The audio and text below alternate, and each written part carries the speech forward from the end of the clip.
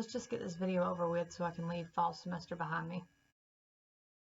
So the two books I'm going to talk about today are the two remaining books that I have to talk about for my Women in Lit class, which ended last week because I submitted my paper and I got an A- on it, and I got A- in the class, and I got all A's, and I'm done with fall semester. I just need to finish this review because these are two books I haven't talked about, which is actually a lie because I did talk about one of these books. I talked about Nervous Conditions in my Spookathon wrap-up because I technically read that for Spookathon because it had red on the cover.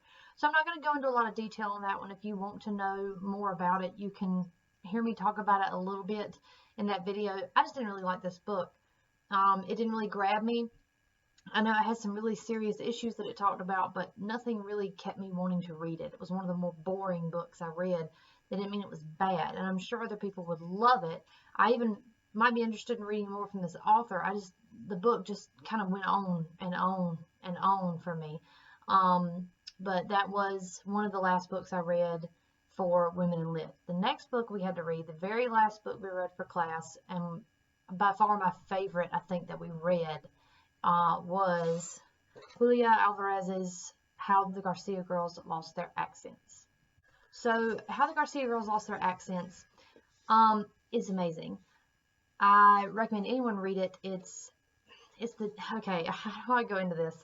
It's historical fiction. It's like biographical fiction because Julia definitely, used her experiences as a transplant from the Dominican Republic to New York to inspire some of the things in here. And it takes place from the present in the 70s or 80s is when the first one takes place. Yeah, 1989 through 1972, and it goes backwards. So you are at the adult life of the four sisters, the four Garcia girls. You are at their adult lives in the very beginning, and you go to see them as children in the Dominican Republic. They have to leave because of the dictator, and their father is in trouble. I mean, there's a lot of tension, and it's so great that she's able to create that tension considering it's in the past, and he gets away. Like, by the time you read the stories of him like hiding in a wall to avoid soldiers coming to get him and take him away, he's lived a full life in America with his daughters, but you still get really worried about it, like what could happen to him and other characters. But all the girls kind of relate to their experiences differently.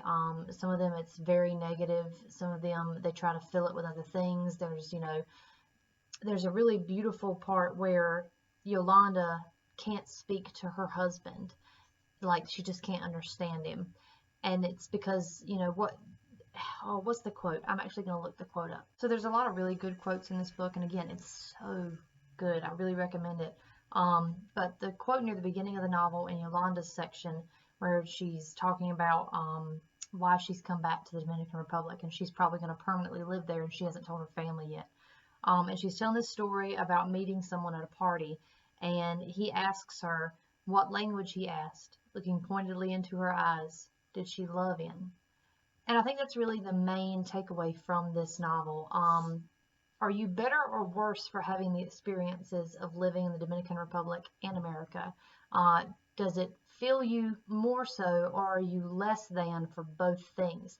These girls go from being in a place of privilege in the Dominican Republic to being, basically sexually objectified and had slurs thrown at them and not having a place to belong in America.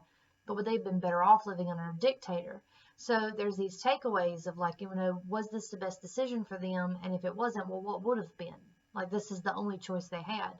And I think it brings up a lot of thoughts and feelings. It's like, what are you if you aren't tied to your people and your place?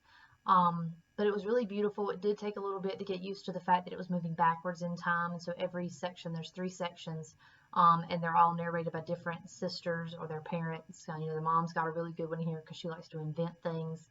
And so you have to pay attention to whose voice you're listening to at any given time, because again, all 4 of them dramatically different, very different experiences, and they all end up, or I guess should say start out, since it starts in the future, they all start out different than how they were at the very beginning of the novel.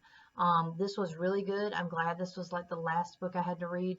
I was reading this at the same time as Absalom, and that one like took me through it. So this was nice that I was able to actually kind of enjoy a book that I had to read for class.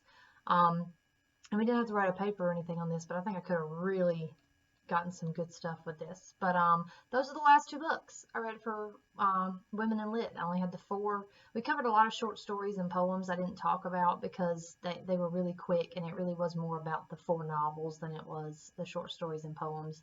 Those were just to kind of get us introduced to new authors that we might not have heard of otherwise.